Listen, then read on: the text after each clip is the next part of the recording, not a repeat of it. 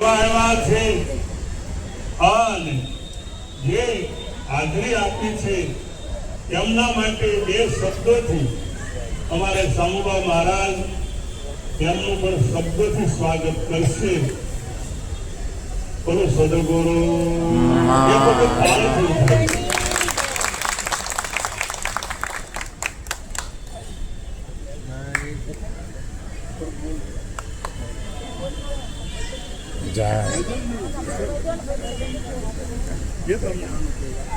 સદગુરુ મહારાજની જય. અંબારામ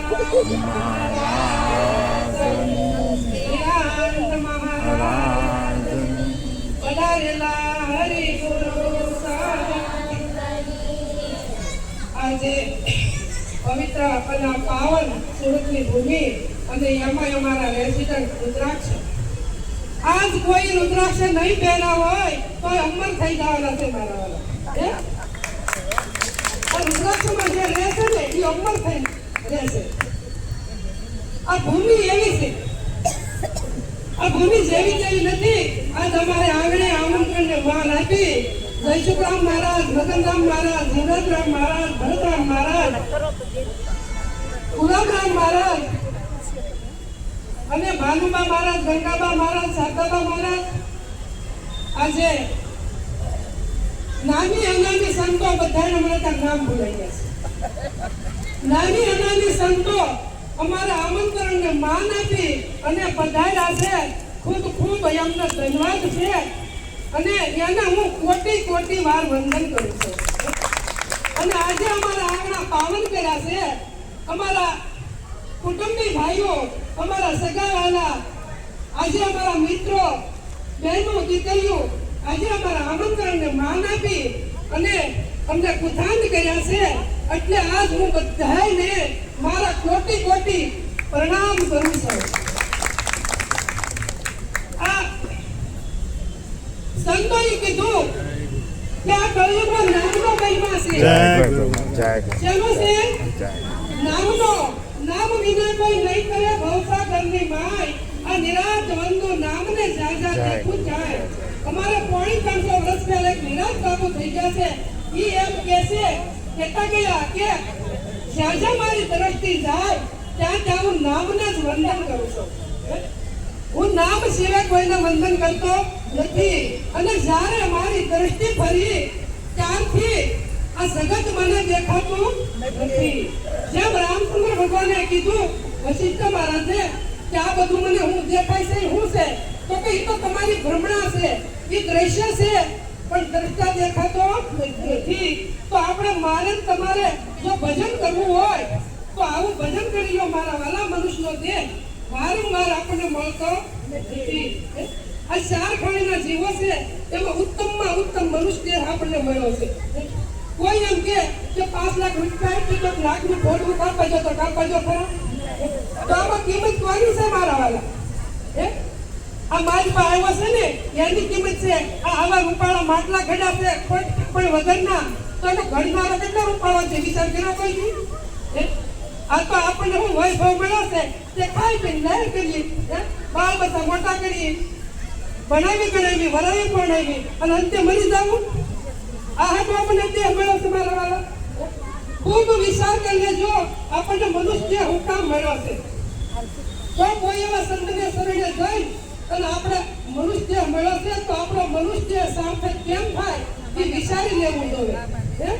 તો વિચાર આપણને કોઈ દે આવતો નથી. તો મનુષ્યનો દેહ આપણને મળ્યો છે તો આપણે આવો વિચાર કરવાનો કે કોઈ આવા મહાપુરુષના શરણે જો વયા જઈએ તો આપણો ઉદ્ધાર થઈ જાય. પણ આપણે ખુશી કે તમારી ગુરુ છે કે હા અમારા ગુરુ છે ને અમે મંત્ર લીધો છે, અમે કંઠી બંધાવી છે, કોઈ કે અમે કાન ફૂટ્યા છે.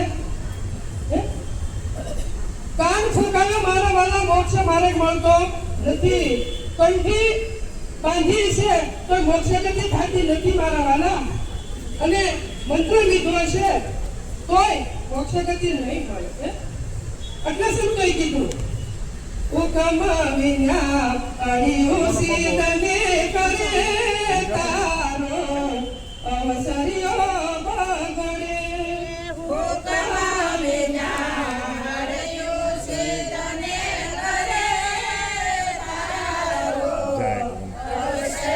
બધાને આમ હાથ જોડી દેવાના, બધાને હાથ જોડી દેવાના, હાથ જોડી દેવાના બધાને. આયલી ઊભા ઊભા હાથ જોડી દેવાના બધાને.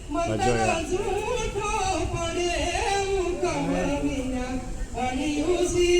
જય ગરમાજી, બધાને હાથ જોડી દેવાના, ઉસાત રાખે, ફૂલ ઉડાડે. હા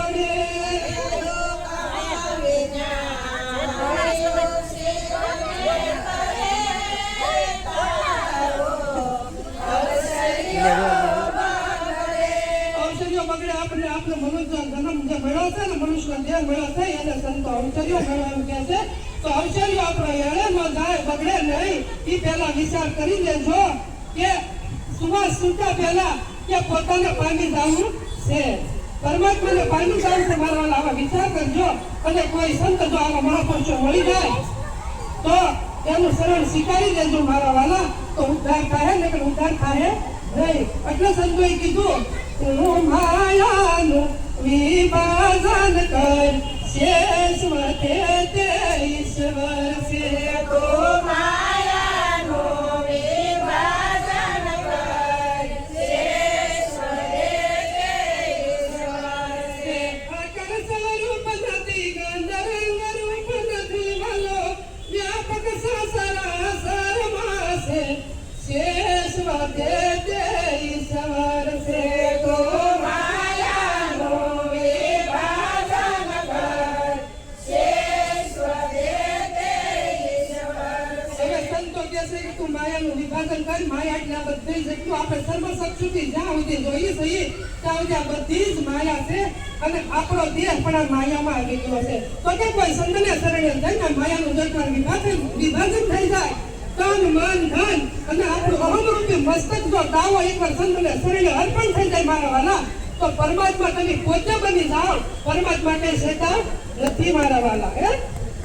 એટલે કીધું ઓરમાં છે પણ શબ્દમાં છે પણ શબ્દ નથી પાવન બારો, શબ્દમાં છે પણ શબ્દ નથી પાવન બારો, તત્વમાં છે એ તત્વ નથી સર્જનહારો, તત્વમાં છે પણ તત્વ નથી રંજનહારો.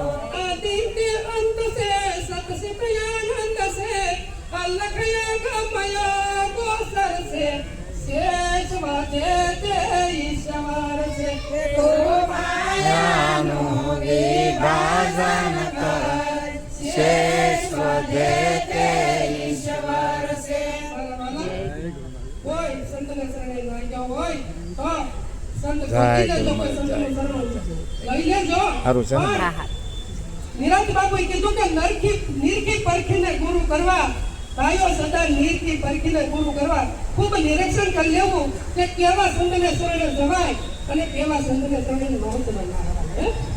અમુક કંઈ ધૂપકો ન મારવો, કોઈ ઊંચો હાથ કરી દે તો આપણું અભરે ન ભરાઈ જાય, અને અભરું કંઈક અભરે કદાચ ભરાઈ જતું હોય તો એનો પણ નાશ છે મારા વાલા. એ વસ્તુ બધી રહેવાની છે, પણ એક શેષ વધ્યો કે ઈશ્વર છે.